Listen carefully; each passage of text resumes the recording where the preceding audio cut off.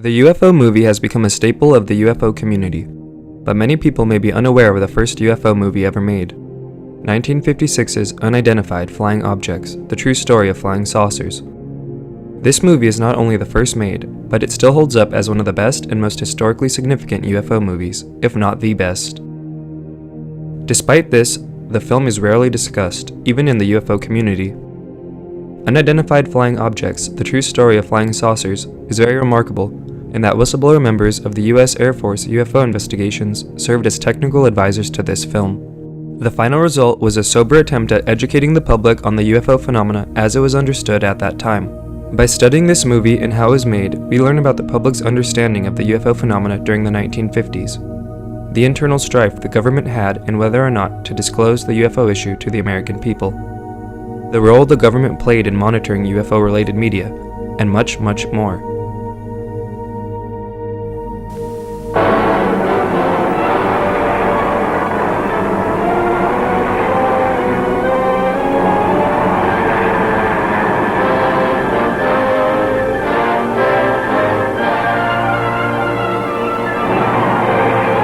You'll see with your own eyes actual motion pictures of flying saucers. Scenes that were stamped top secret by the Pentagon. These films have never before been shown to the general press and public. These men are about to see actual motion pictures of flying saucers. You will see them too in Unidentified Flying Objects.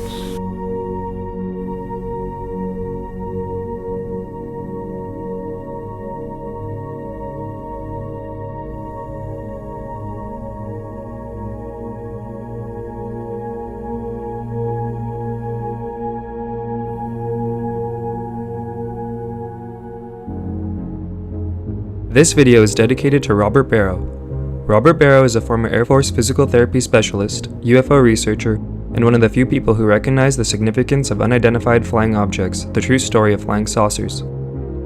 He first stumbled upon this movie as a teenager on a television channel that would play old movies, and instantly admired the film. Since the 1960s, Robert Barrow has recorded and documented different aspects of this film's production, and written many articles about the film in UFO magazines. He also interviewed those involved with the production before they died. He currently runs a blog about this film, with 143 posts that is linked in the description. Robert Barrow also helped me with this video, enthusiastically answering many of my questions. Without him, much of the information about this film would have been lost to history. Robert Barrow thinks that this film might one day become the most important movie ever made. Let's find out if he's right.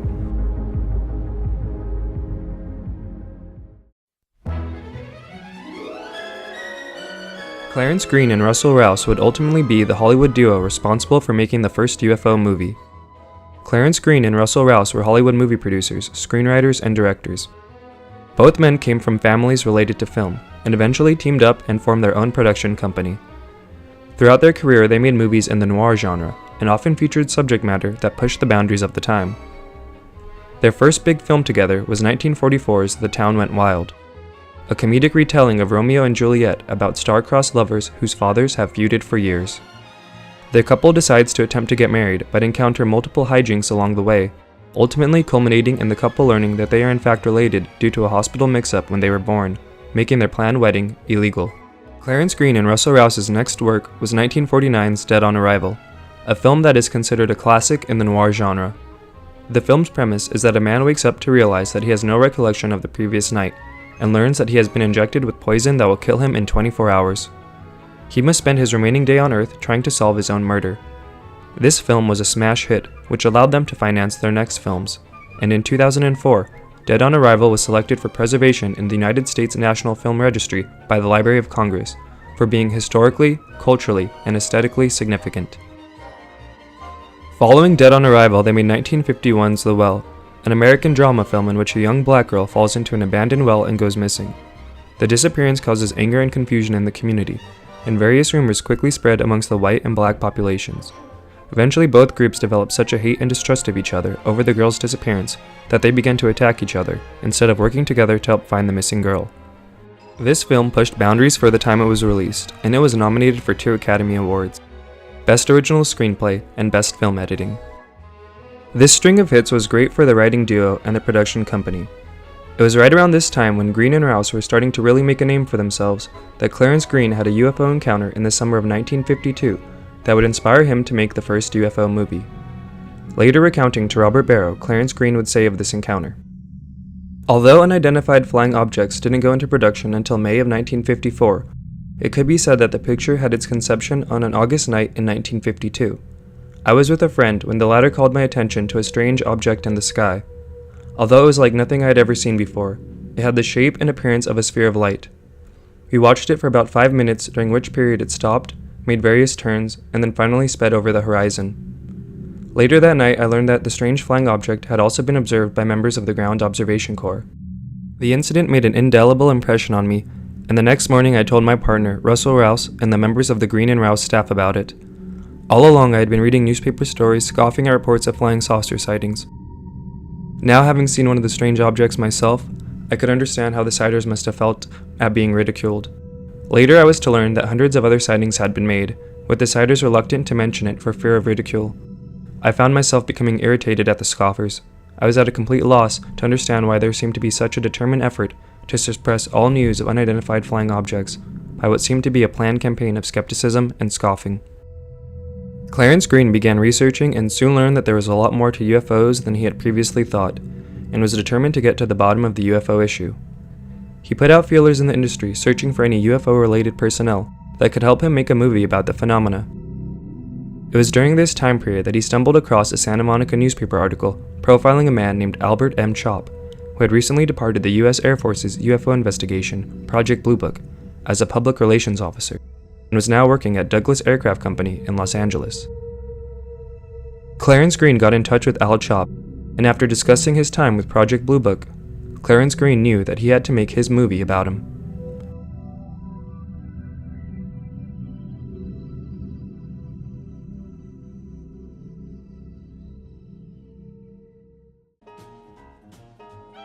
Albert M. Chop was born in 1916 in the Dayton, Ohio area. In high school and college, he worked towards a career in journalism. Chop attended the University of Dayton for 2 years and was a newsman for the Dayton Daily News and the Associated Press from 1937 to 1943. During World War II, he served as a combat correspondent with the U.S. Marine Corps. 2 weeks before he was to be shipped to Iwo Jima, he was transferred to San Francisco to prepare a weekly radio program for Marines. Following the war, he did a brief stint in advertising, before returning to the military in 1951, joining the newly formed Air Force Press Corps, and was quickly promoted to chief of the press section stationed at Wright-Patterson Air Force Base near his hometown in Dayton, Ohio. Much of his role consisted of giving reports to the media on different Air Force movements relating to the Korean War. However, Wright-Patterson Air Force Base was the home of the U.S. Air Force's UFO investigations, Project Sign and Project Grudge. So often the news media would ask Chop about UFOs. Up until that point, Chop didn't think there was anything to UFO reports. He had no idea what he was in for when he walked in that press office door at Wright-Patterson Air Force Base. The first real test to his UFO beliefs came when Al Chop was working on a press release for the development of new rocket technology at the Air Force. For this assignment, he was interviewing an unnamed German scientist brought over as a part of Operation Paperclip after World War II. Some have speculated that the scientist was Wernher von Braun, but this is unconfirmed. While interviewing the German rocket scientist, the subject of flying saucers came up, and Albert Chop dismissed the entire subject. The German rocket scientist then told Chop he shouldn't dismiss flying saucer reports, and that these phenomena needed to be seriously studied. Albert Chop was shocked that this brilliant rocket scientist did not immediately dismiss UFOs as he did. His beliefs would be further challenged as he got more press inquiries about UFOs. Typically, he would get questions from the press about UFO reports and then go to the Grudge people for replies. Al Chop soon met Captain Edward J. Ruppelt, the head of the Air Force UFO investigation, Project Grudge.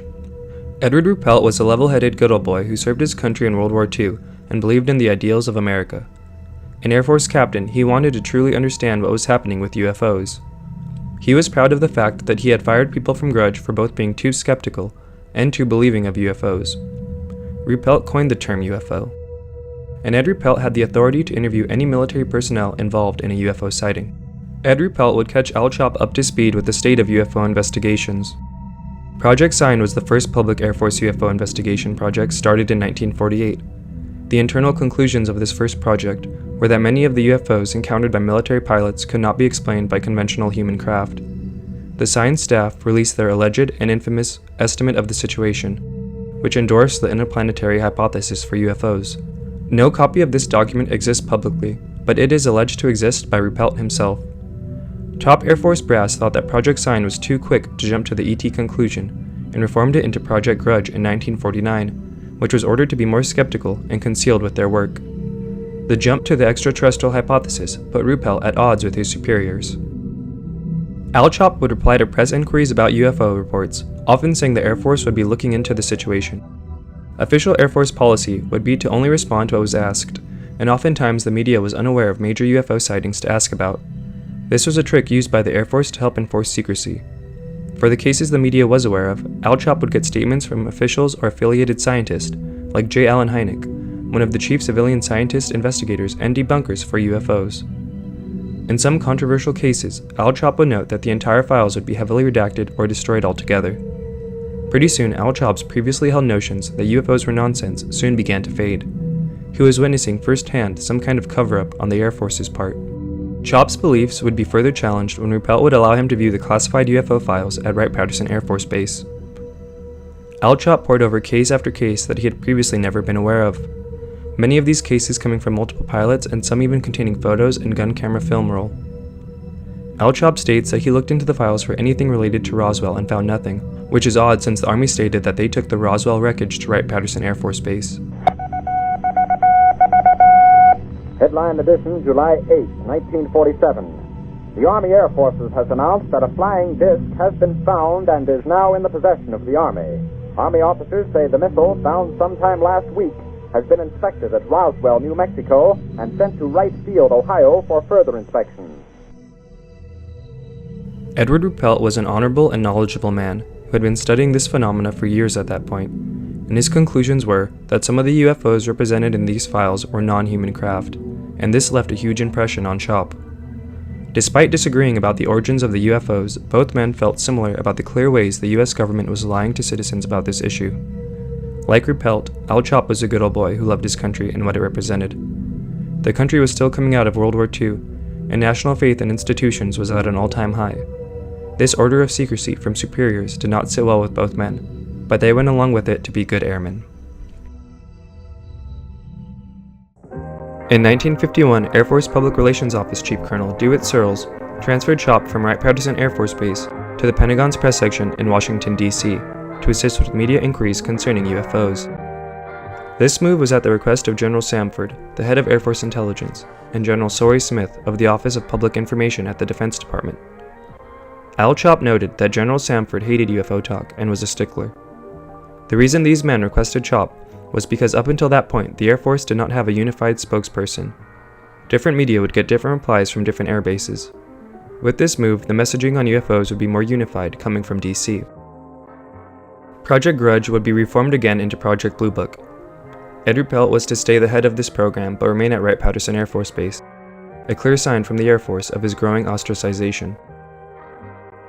Now in Washington, D.C., Al Chop would see how truly compartmentalized the UFO issue was, often having doors closed on him when inquiring about specific cases.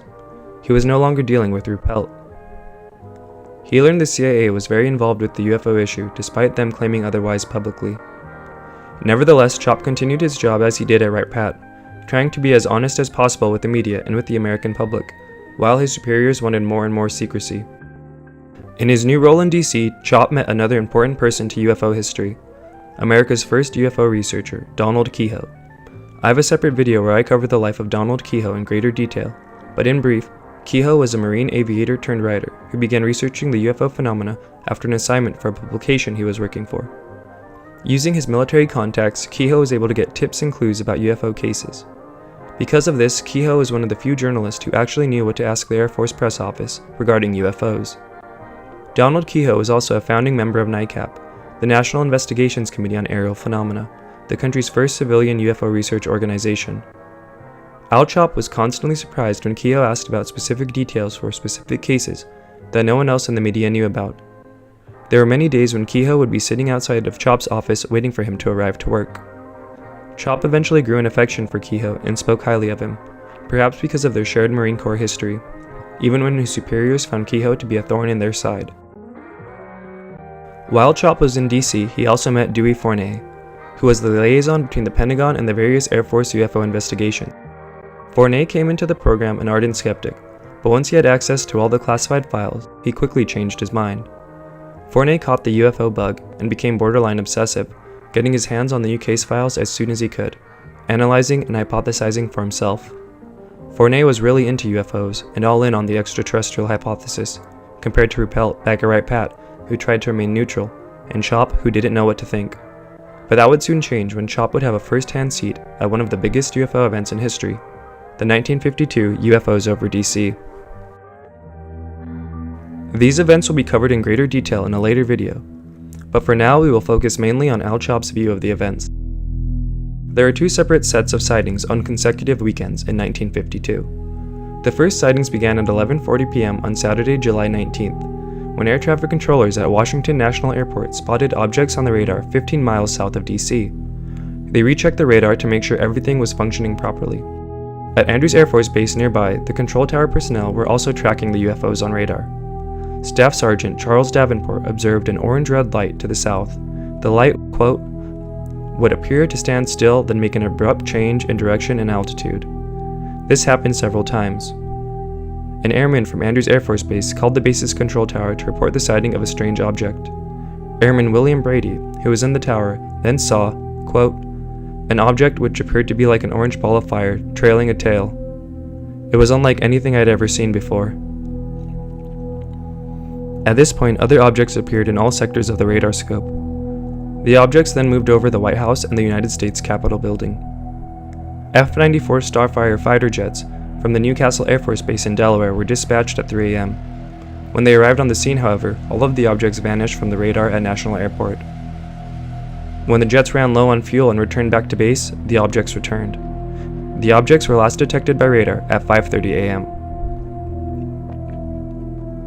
Edward Ruppelt happened to be in DC during these events, but did not learn about the sightings until he read about it in the newspaper on Monday, July 21st. To add insult to injury, Ruppelt ran into multiple difficulties trying to obtain a car trying to investigate this case. In anger, he flew back to Wright-Patterson Air Force Base because of the stonewalling he had received during one of the most critical and public UFO events. This stonewalling was a sign of things to come.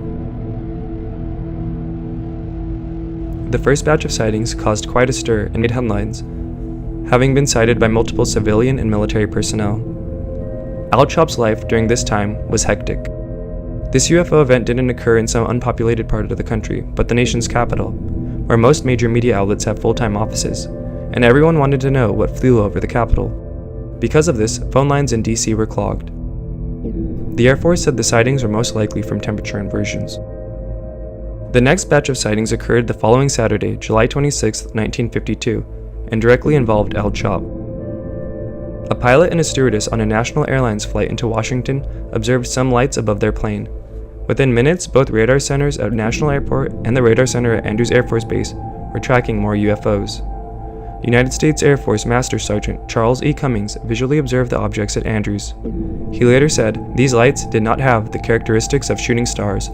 There was no trails. They traveled faster than any shooting star I have ever seen." At this point, Al Chop received a phone call from the air traffic controllers at National Airport explaining the developing situation. Al Chop called Dewey Fournet, and they both went to the air traffic control tower. When Chop arrived at Washington National Airport, there were already waves of reporters there trying to get into the radar room. The city was still on edge from the previous weekend. The DC phone lines were once again clogged. Al Chop denied several reporters' requests to photograph the radar screens. He then joined the radar center personnel. By this time, 9:30 p.m., the radar center was detecting unknown objects in every sector. At times, the objects traveled slowly, other times they reversed direction and moved across the radar scope at speeds calculated at up to 7,000 miles per hour.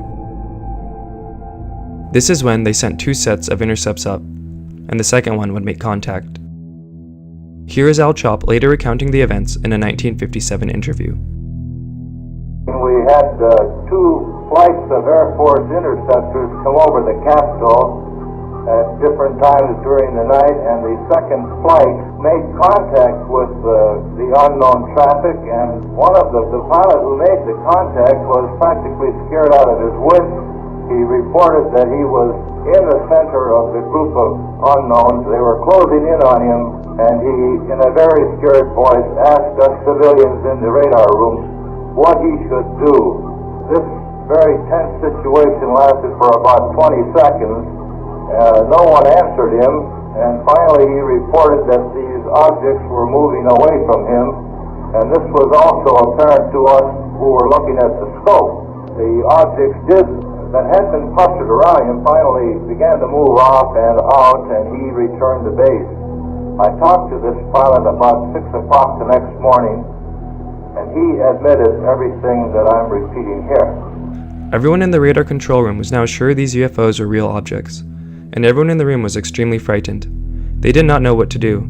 These UFOs violated our most secure airspace with impunity. We have the benefit of viewing these events from a historical lens, but to those men in that room, they did not know how this series of events would end. Would there be more sightings? Would there be an attack? UFOs had never been this blatant, and at our nation's capital, no less. President Harry Truman had his Air Force aide call Ruppelt and ask for an explanation of the sightings and unknown radar returns. Truman listened to the conversation between the two men on a separate phone, but did not say anything himself. Ruppelt told the president's assistant that the sightings might have been caused by temperature inversion. But everyone in the room knew that there was no temperature inversion. The swarm of UFOs soon disappeared over DC, and the media in this country began covering these events extensively. Al Chop helped organize the Pentagon's largest press conference since World War II over these UFOs, and Major General Samford was forced to give an update on the situation.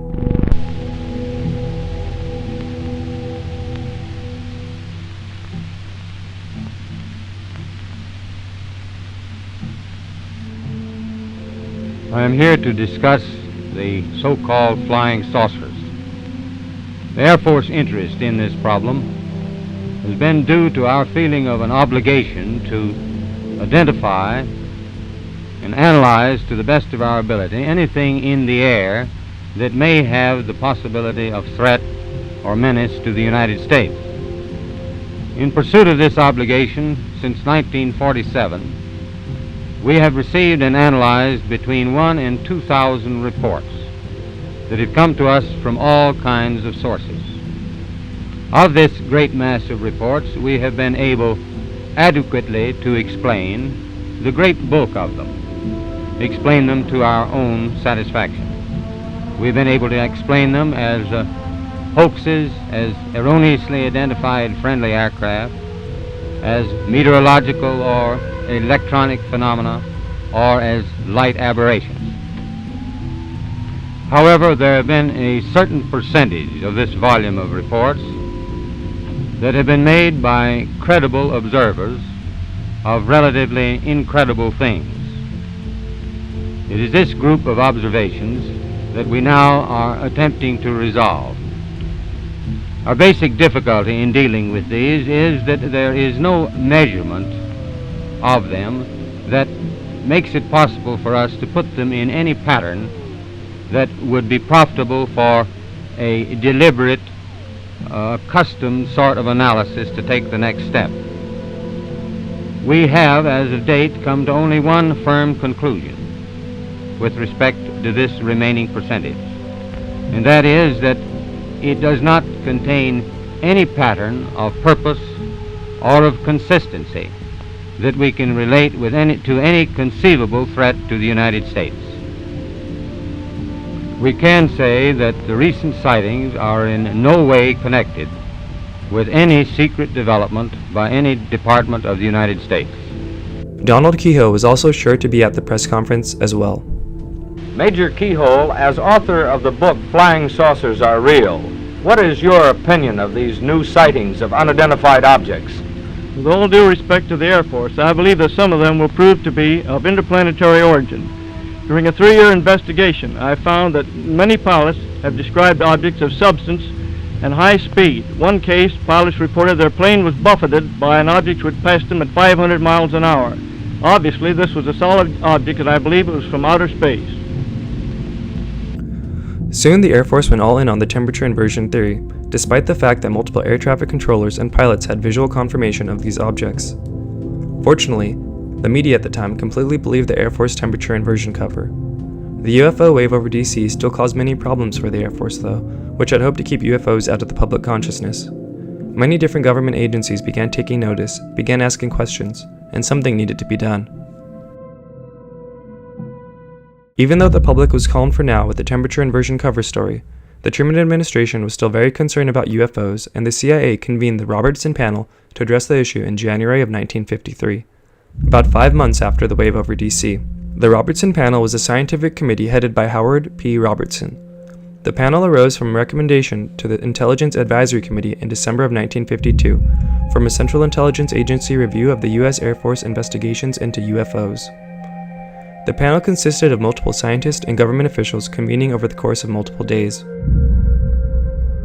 Scientists and Air Force officials presented the information they had regarding the phenomena. J. Allen Hynek, Dewey Fournet, and Edward Ruppelt all gave presentations at this panel, hopeful that in light of the DC wave, the powers that be would decide that this issue needed to be seriously studied and addressed. After multiple days of convening, the CIA's Robertson Panel came to the conclusion that UFOs themselves did not present a threat, as much as they presented a problem to communication lines, as witnessed in DC when phone lines were clogged over widespread UFO reports. The panel recommended that the national security agencies take immediate steps to strip the unidentified flying objects of the special status they have been given and the aura of mystery they have unfortunately acquired. This was the final straw in the internal tug-of-war about how open to be with the American people. Any hope of serious addressal was now gone. The Robertson Panel recommended that a public education campaign should be undertaken in order to reduce public interest in the subject, minimize the risk of swamping air defense systems with reports at critical times, and that civilian UFO groups should be monitored. Because of this, CIA agents infiltrated UFO groups and began disseminating false information. UFO-related media would be closely monitored and discredited, and this is just what was later revealed through Freedom of Information Act request. There is still a lot we don't know about what was greenlit during this time. Project Blue Book staff was greatly reduced and was now fully a debunking campaign of the Air Force. Ruppelt, Fournet, Hynek, Chop, and others were demoralized by the effects of the panel. Pretty soon, Ed Ruppelt would be replaced with Captain Charles Hardin, who was happy to toe the Air Force debunking line.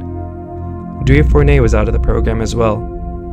Hynek would remain debunking for the Air Force for decades. Donald Keyhoe would ultimately be the reason for Al Chop's departure from Blue Book. Keyhoe had requested a letter from Chop for his publisher stating that Keyhoe was a responsible reporter, and Chop obliged, but Keyhoe published this letter in his book for the world to see. The infamous letter, printed on official Air Force stationery, reads, "Dear Sirs, this will acknowledge your letter of recent date regarding a proposed book on flying saucers by Major Donald E. Keyhoe, U.S. Marine Corps, retired. We in the Air Force recognize Major Keyhoe as a responsible, accurate reporter. His long association and cooperation with the Air Force in our study of unidentified flying objects qualifies him as a leading civilian authority in this investigation. All the sighting reports and other information he listed have been cleared and made available to Major Keyhoe from Air Technical Intelligence records at his request. The Air Force and its investigating agency, Project Blue Book, are aware of Major Keyhoe's conclusion that the flying saucers are from another planet. The Air Force has never denied that this possibility exists. Some of the personnel believe that there may be some strange natural phenomena completely unknown to us, but that if the apparently controlled maneuvers reported by many competent observers are correct, then the only remaining explanation is the interplanetary answer. Very truly yours, Albert M. Chop, Air Force Press Desk." This was exactly the kind of bad publicity the Air Force was trying to avoid, and Al Chop was soon also out of Blue Book. Chop held no ill feelings toward Keyhoe over this, and Chop maintained that he did nothing wrong, but I can't help but think Chop knew exactly what he was doing, and he was doing this as an act of defiance following the Robertson Panel.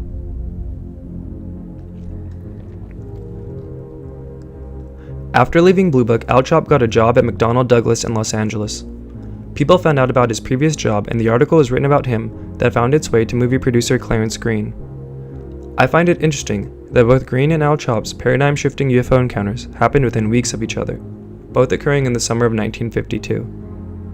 After their individual experiences, both men were now inspired to share the story of the UFO with the American people. Al Chop liked the idea Clarence Green was proposing, but only agreed to do the movie if it was true to the events that took place. Green was ecstatic that Chop was on board, and work began on the movie in 1954. Another huge development would be when Al Chop was able to get his old friends Dewey Fournet and Ed Ruppelt to come on as technical advisors for the film. Green, Rouse, Chop, Fournet, and Ruppelt were now all unified in purpose to portray the UFO phenomena accurately for the American people. Together with screenwriter Francis Martin, a script was composed, and Chop, Fournet, and Ruppelt would approve every line. The final version starts with a narrated brief history of UFOs, starting in 1947 with the first widely publicized UFO sightings in the United States. It all began with an incident which occurred in 1947. On the afternoon of June 24th of that year, Kenneth Arnold made the first report on flying saucers, including recreations of the Kenneth Arnold UFO sighting, the Mantell UFO incident, and the Gorman dogfight. An artist's depiction of Mantell is what was used for the promotional material for this film. It then traces the development of UFOs as both a popular fad and a serious concern for the U.S. Air Force.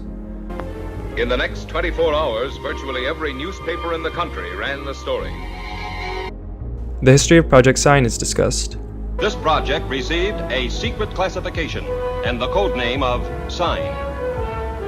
Department of Air Force and Department of Army letters directed all respective subordinate units to report directly to Air Materiel Command all information concerning unidentified flying objects. Russell Rouse and Clarence Green then move on to telling the story of Al Chop's shift from ardent skeptic to UFO believer, showing his time joining the Air Force Press Corps at Wright-Patterson Air Force Base.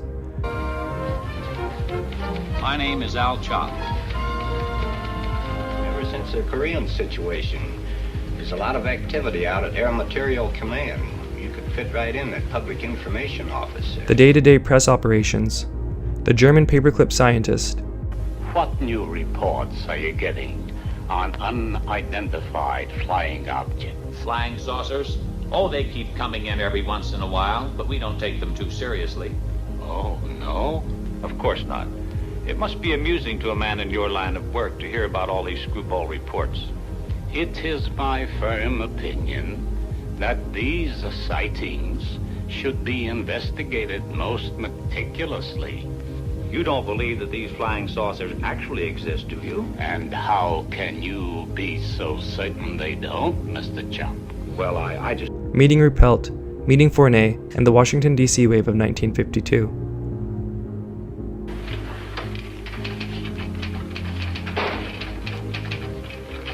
Yes, sir. May I help you? Al Chop to see Captain Ruppelt. Captain's right over there, sir. Thanks. Captain Ruppelt, I'm Al Chop. Have a seat, sir. One day, Major Dewey Fournet of Current Intelligence Branch sent for me. Will you come in here a minute, Al? Major Fournet was Intelligence Technical Analyst at UFO Monitor. Say those returns are the same as those you got last week? The same as last week.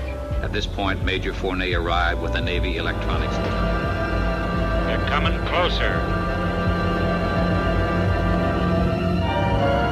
They're coming right at me. In the end, Green and Rouse opted to not show any special effect UFOs in the film.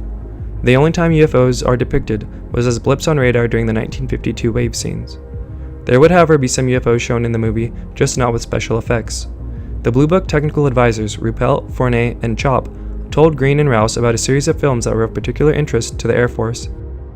These came from some of the Blue Book case files, from the Mariana UFO incident of 1950 and the 1952 Trenton UFO film, taken near the Great Salt Lake. Both of these films were presented at the Robertson panel. What was special was that these films were filmed by private citizens, not with any military-affiliated cameras. Therefore, the films were the property of the private citizens and not the Air Force. Green was able to track down the owners, and they agreed to share their films and even give interviews for the movie's production that were intertwined into the story. It should be noted that both men from the separate cases claim that select reels were removed from each of their films while they were in Air Force custody during the initial Blue Book investigations. These two films would be the only color shots in the entire movie. Like most UFO films, however, they appear lackluster without the surrounding backstory. J. Allen Hynek and Major Donald Keyhoe would not be mentioned by name, but alluded to heavily in the final version of the film. We checked with our contract astronomer at a leading university in the locality and gave the astronomer the angle of elevation and bearing of the object. As production continued for the movie, promotional material was created that highlighted the serious nature of this film and highlighted the whistleblower members of Project Blue Book that were the technical advisors.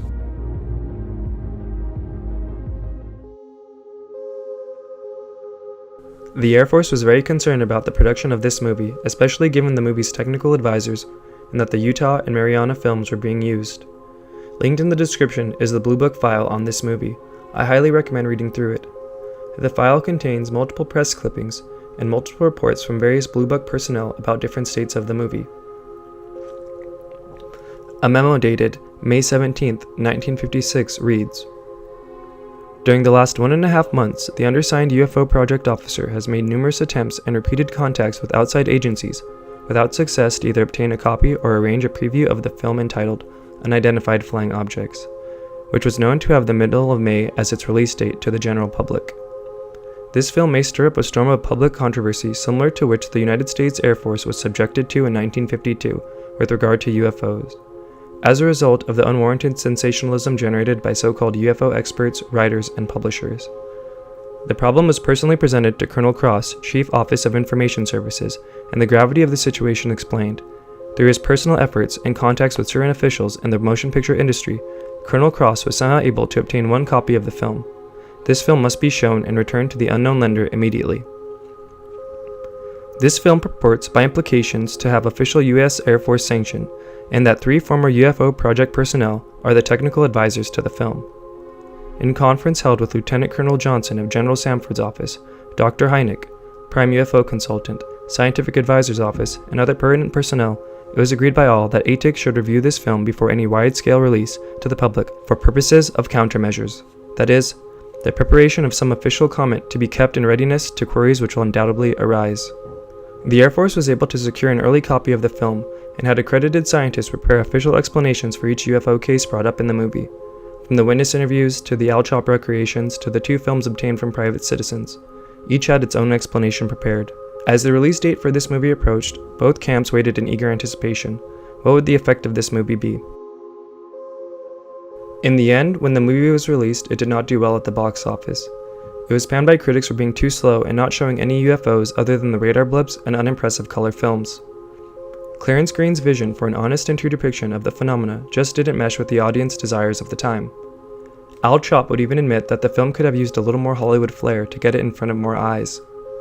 The Air Force was happy and didn't have to use any of their planned responses. Although the film didn't have the impact those involved had hoped for, all involved would remain proud of their work they did and the dream that they tried to achieve. This film would soon fall into obscurity and end up on classic movie channels at random hours. This is how a young Robert Barrow would come across it. I have to reiterate, please go check out his blog for more info on this film. He has letter correspondence with many involved dating back to the 60s, a treasure trove of information on a long-forgotten film. This movie is available on YouTube for free. I highly recommend you watch it. We will close with this, a 2006 interview in which Robert Barrow speaks on the significance of 1956's UFO, the true story of flying saucers. So here we are 50 years later, and the film now has an historical significance which I think is unquestionable, and another reason why it should be preserved. For one thing, I'm speaking from an American point of view, it's American history, unequivocally, with some of the people who lived the story of the UFO behind the making of the film, approving every line of script, and that again included Blue Book Captain Ruppelt, Dewey Fournet, who oversaw the UFO project, and others.